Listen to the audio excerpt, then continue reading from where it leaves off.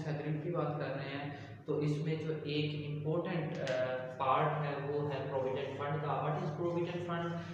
ये एक old age benefit है जो कि ऑर्गेनाइजेशन अपने एम्प्लॉयज़ के लिए क्रिएट करती हैं, और इसका पर्पस जो है वो ये है कि उनको ओल्ड एज में बेनिफिट पहुंचाया जाए, आफ्टर एम्प्लॉयमेंट, आफ्टर रिटायरमेंट, वो जो है इससे बेनिफिट हासिल कर सकें। ठीक है, और इसकी टाइप्स की जब हम बात करते हैं तो इट हैव अबाउट 3 टाइप्स। एक वो है बच्चे जो गवर्नमेंट प्रोविडेंट फंड है। गवर्नमेंट प्रोविडेंट फंड क्या है बच्चे कि गवर्नमेंट अपने एम्प्लॉयज़ को जो फंड प्रोवाइड करती है, that is known as governmental provident fund. और उसके बाद दूसरा है recognise provident fund. Recognise provident fund क्या है बच्चे?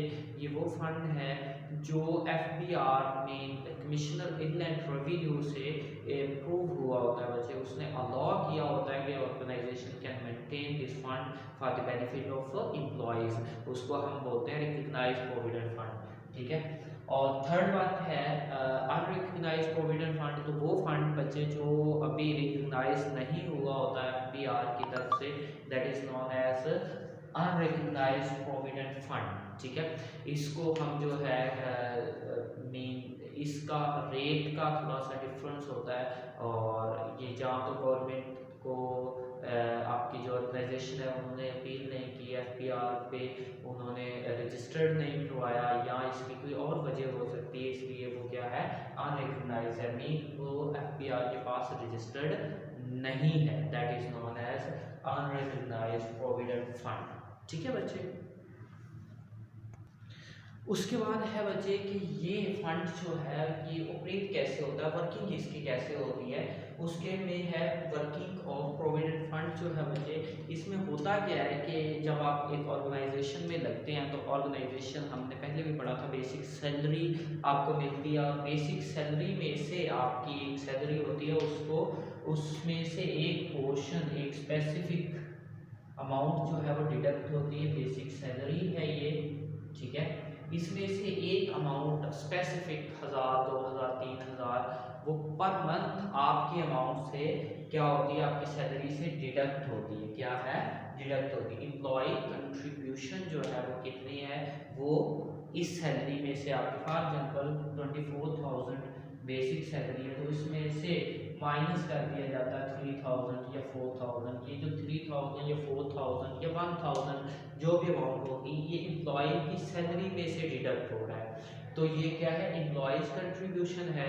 और उसके बाद इतनी ही अमाउंट एम्प्लॉयर जो है अपनी तरफ से कंट्रीब्यूट करता है। ठीक है, जब ये दोनों कंट्रीब्यूशन होती हैं तो पर मंथ ये तकरीबन मीन, अगर ये 3000 कंट्रीब्यूट कर रहा है तो 3000 ही एम्प्लॉयर कंट्रीब्यूट करेगा, तो टोटल अमाउंट ये 6000 बनेगी। ठीक है, जब ये 6000 अमाउंट बनेगी तो उसको क्या है, एक जगह पे जाके इन्वेस्ट कर दिया जाता है। इन्वेस्ट किसी भी कंपनी में, किसी भी जगह पे, कंपनी में ही ये फंड मेंटेन होता है, कंपनी ही इसको आगे इन्वेस्ट कर दी जाती है। जब वो इन्वेस्ट करती है तो ऑब्वियसली वहाँ से भी प्रॉफिट या इंटरेस्ट जो है आप रिसीव करते हैं।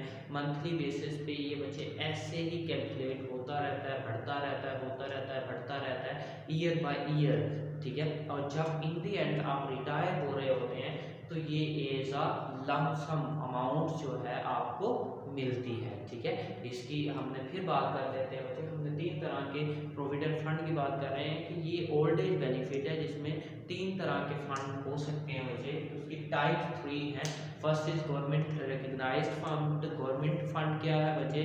जिसमें गवर्नमेंट जो है अपने एम्प्लॉयज़ को फंड प्रोवाइड करती है, दैट इज गवर्नमेंट फंड। और उसके बाद रिकग्नाइज प्रोविडेंट फंड क्या है?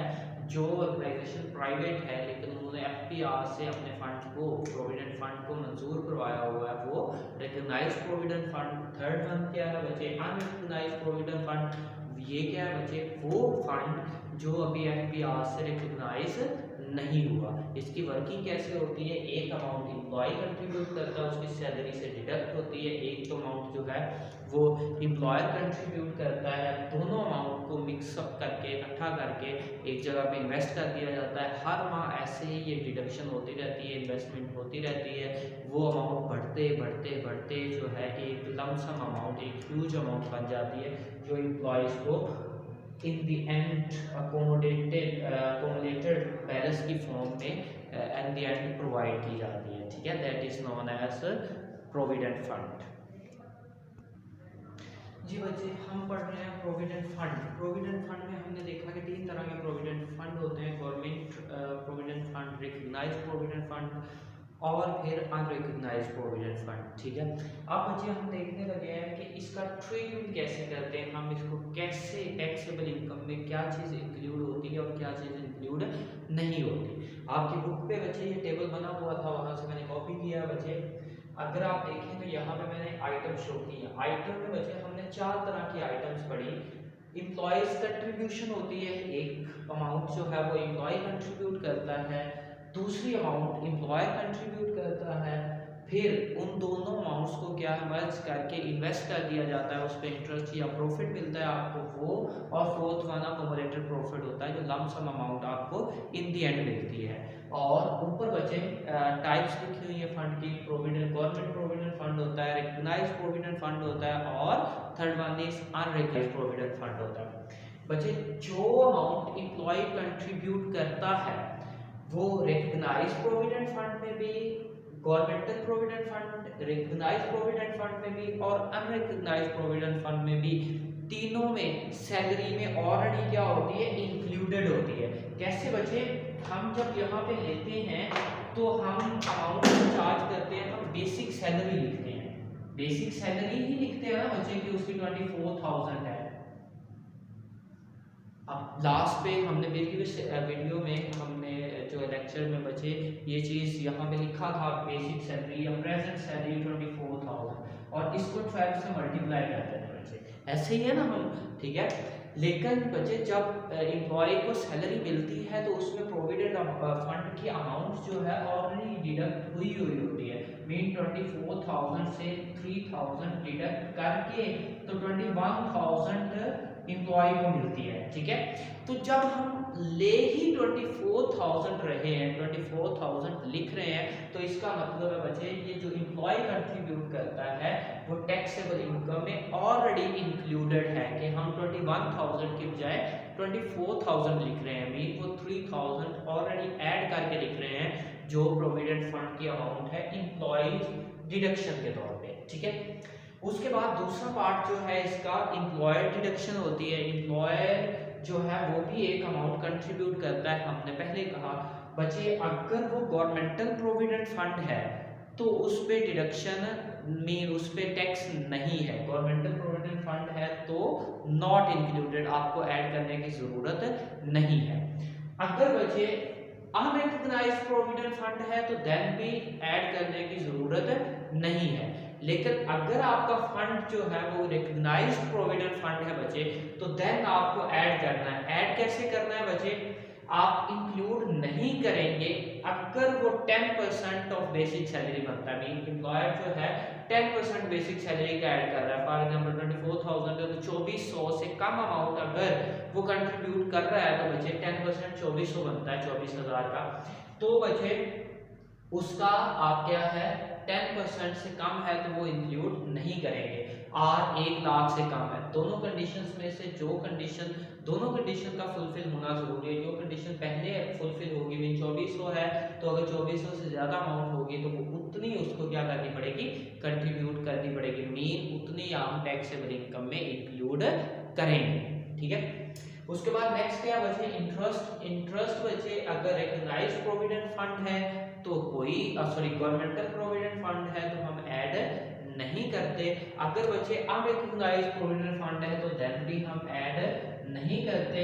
लेकिन अगर आपका रिकग्नाइज्ड प्रोविडेंट फंड है तो देन हमें बच्चे ये प्रोसीजर फॉलो करना पड़ता है। अगर इंटरेस्ट बच्चे कैसे मिलेगा आपको, उसका कोई रेट होगा 10%, जो भी अमाउंट आप इन्वेस्ट कर रहे हैं 12%, 15%, 16%, जितना भी आप उस पर प्रॉफिट मिलेगा। फॉर एग्जाम्पल बच्चे आपको 16% तक प्रॉफिट मिलता है तो कोई चीज ऐड नहीं करेंगे, कोई चीज टैक्सेबल नहीं होगी। और 1/3 ऑफ सैलरी, सैलरी का जो है वो 1/3 बनता है, मीन 33.33% इतना बनता है। तो बच्चे वो टैक्सेबल नहीं होगा, उसको आप इंक्लूड नहीं करेंगे। लेकिन अगर इससे ज़्यादा है तो जितना ज़्यादा होगा वो आपको क्या करना पड़ेगा, इंक्लूड करना पड़ेगा बच्चे, ठीक है। और इन दी एंड लास्ट पे बचता है कि बच्चे आपको क्या है, एक लमसम अमाउंट मिलती है, that is known as accommodated profit. और अकोमोडेटेड प्रॉफिट जो है बच्चे गवर्नमेंटल प्रोविडेंट फंड में इंक्लूडेड नहीं है, आपके रिकग्नाइज्ड प्रोविडेंट फंड में भी इंक्लूडेड नहीं है। लेकिन यहाँ पे बच्चे जो आपका अनरिकग्नाइज्ड प्रोविडेंट फंड है वो सारी की सारी अमाउंट जो इन the and being on retirement आपको मिलेगी, वो सारी की सारी अनरिकग्नाइज्ड प्रोविडेंट फंड में टैक्सेबल होगी बच्चे, ठीक है।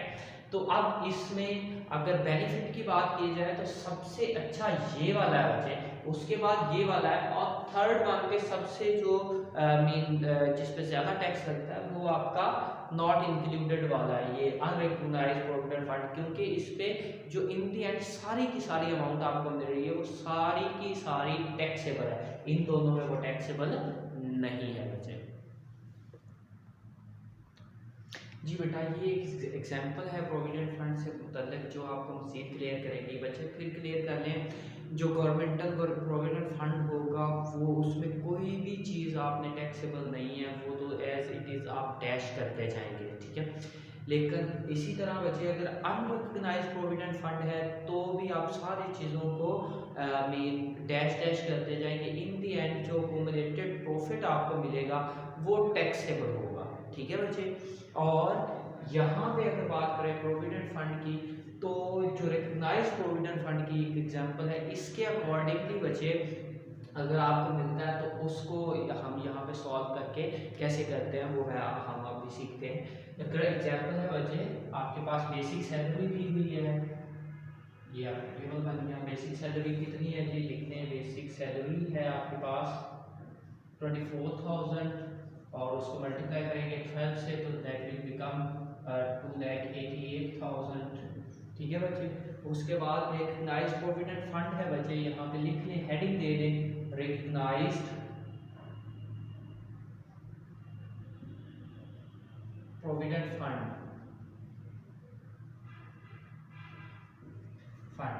ठीक है बच्चे। सबसे पहले एम्प्लॉय कंट्रीब्यूशन,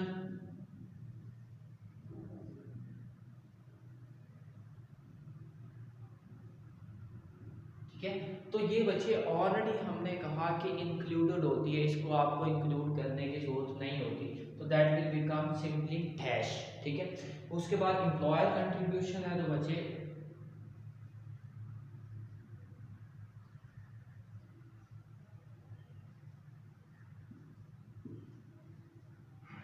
ठीक है। इसको क्या करना है, आप हमने कहा था कि ये आप कंपेयर करेंगे अगर आपकी ये लेस देन है 10% ऑफ बेसिक सैलरी से, या फिर इसका जो रेट है वो क्या कितना होना चाहिए, हमने कहा था इसका रेट जो है वो 10% से लेस होना चाहिए, या आपके बेसिक सैलरी के 1 लाख से कम होनी चाहिए। तो इसको कंपेयर करना 3000 को मल्टीप्लाई करने बचे 12 से, तो ये कितना बनता है 36,000, और ये जो है ये 10% से लेस बनता है सैलरी के, सैलरी आपकी कितनी 24,000, ठीक है। तो उसके 10% कितना बनता है 2400 बचे, ठीक है। 2400 को आप 12 से मल्टीप्लाई करें तो वो जितनी अमाउंट बनेगी, ठीक है, वो लेस बाकी रिमेनिंग अमाउंट कहाँ पे आ जाएगी, यहाँ पे। उसके बाद बचे इंटरेस्ट रेट है, तो इंटरेस्ट रेट यहाँ पे बताया गया बचे 14%, तो अगर 14% इंटरेस्ट रेट होगा तो that will become simply dash, ठीक है। इंटरेस्ट जो है उसकी अमाउंट चार्ज नहीं होगी। क्यों बच्चे, हमने कहा है अगर इंटरेस्ट रेट 16% से अबव हो तो देन जो है वो बच्चे टैक्सेबल होगा, अदरवाइज टैक्सेबल नहीं होगा। तो ये बच्चे आपका प्रोविडेंट फंड का क्वेश्चन कंप्लीट हो गया। आई होप कि आप लोगों को समझ आई होगी।